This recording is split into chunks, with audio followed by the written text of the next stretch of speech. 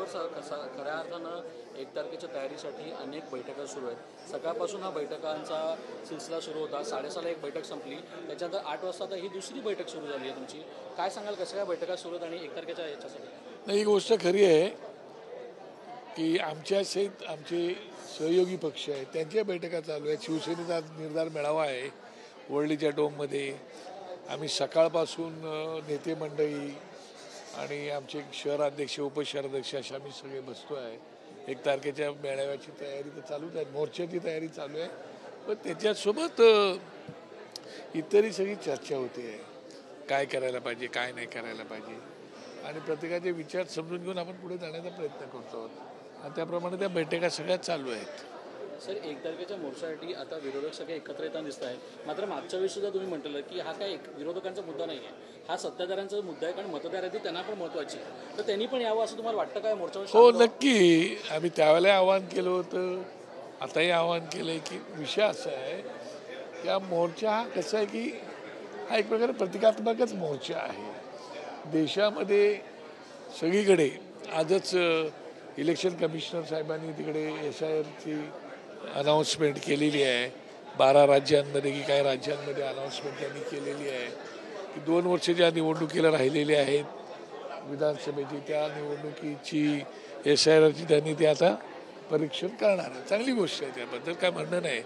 परंतु आता जे होऊ घातलेल्या निवडणूक आहेत ज्याच्यावर विरोधी पक्षांनी सतत आम्ही आवाज उठवलेला आहे, त्यात सर्व पक्ष आम्ही आहोत, त्याचं काय त्याच्याविषयी ते एकही शब्द बोललेले नाहीत. आणि त्याच्या हा जे काय आम्हाला संशय वगैरे आहेत, निकोप याद्या नाहीत, सदोष याद्या नाहीत, त्याच्यावरती लोकांचा संशय आहे. आणि त्यासाठी आता मुंबई महानगरपालिकेपासून इतर महानगरपालिका, नगर परिषदा, नगरपालिका, जिल्हा परिषदा, पंचायत समिती ह्यांची आता निवडणूक आहेत. त्याच्यामध्ये जो घोळ आहे त्या याद्यांमध्ये त्याचं काय त्याच्यावरती एकही भाष्य नाही, आणि म्हणून तो मेळावा आहे. त्या संदर्भात सुद्धा निवडणूक आयोगाने कायदेशीर निर्णय घेण्याची आवश्यकता आहे, आणि त्यासाठी या सगळ्या बैठका चालू आहेत. मला असं वाटतं की नेहमी तुम्ही पाहिलं तर महाराष्ट्राने नेहमीच या देशाला बऱ्याच गोष्टी दिलेल्या आहेत.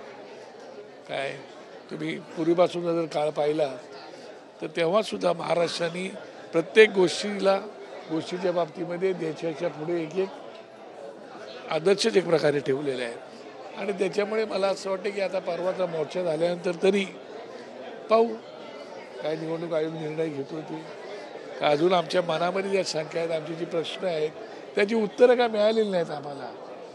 त्या बाबतीमध्ये शेवटी इलेक्शन कमिशन दिल्लीला जे बसलेले आहेत ज्ञानेश कुमार साहेब, त्यांनी त्याच्यावर निर्णय घेणं आवश्यक आहे आणि पारदर्शक निवडणुका व्हायला पाहिजे. सर, कुठे ना कुठे रूट मॅप आता ठरला आहे का 1 तारखेचा? कारण मागचा जो एक बॅनर आम्ही बघितलेला त्याच्यात हिंदू कॉलनी होतं, पण आज फॅशन स्ट्रीटकडे भेटा असं म्हटलं गेलं आहे. कुठे ना कुठे रूट मॅप काय काय? ही गोष्ट खरी आहे की आम्ही हिंदू जिमखान्यापासून मोर्चाला सुरुवात करणार होतो, पण जेव्हा आम्ही प्रत्यक्षात जाऊन त्या ठिकाणी पाहिलं तर तिकडे पार्किंग अशी बरीचशी, कारण पूर्वी हा जो कोस्टल रोड झाला आहे तो कोस्टल रोड पूर्वी नव्हता. तुम्हाला आठवतं की रजा अकादमीच्या वेळेला आम्ही मोर्चा काढला त्याला आम्हाला अडचण आलीच होती. शिवसेनेने त्यावेळेला मोर्चे काढले होते, आम्ही काढले होते.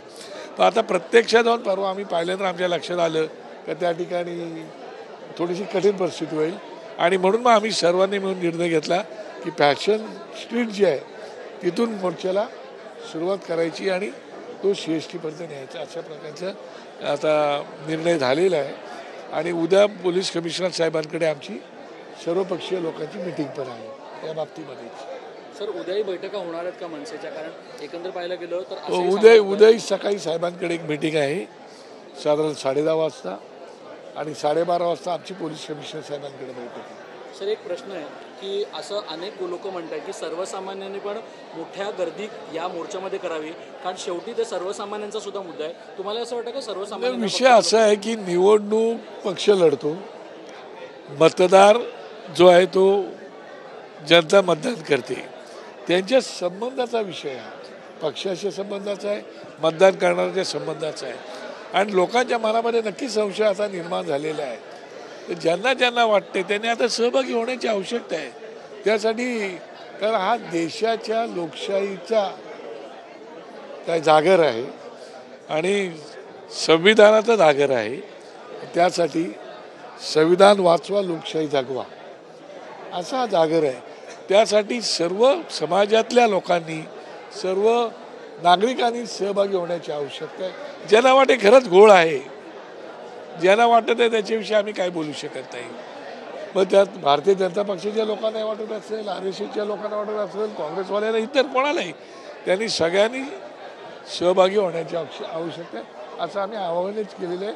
किंबहुना सत्ताधारी पक्षाला वाटत नाही का निकोप निवडणुका व्हाव्यात, मतदार याद्या निकोप व्हाव्यात, सदोष असाव्यात, घोळ दिसतोय तो पुरावानिशी आम्ही दिलाय, तर त्यांनी सहभागी व्हावं. आमचं काय म्हणणं नाही त्याच्याविषयी. थँक्यू. Thank you sir.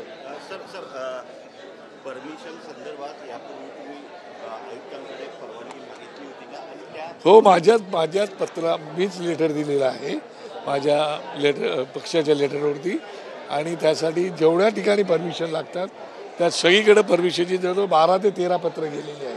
आणि उद्या कमिशनरची मिटिंगच आहे, तर त्याच्यामध्ये विषय होऊन जाईल.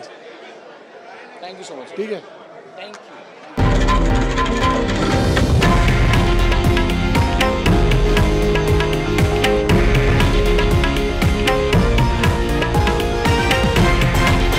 हे आहे देशातील नंबर 1 न्यूज नेटवर्क आणि आपण पाहत आहात TV9 मराठी, एकमेव.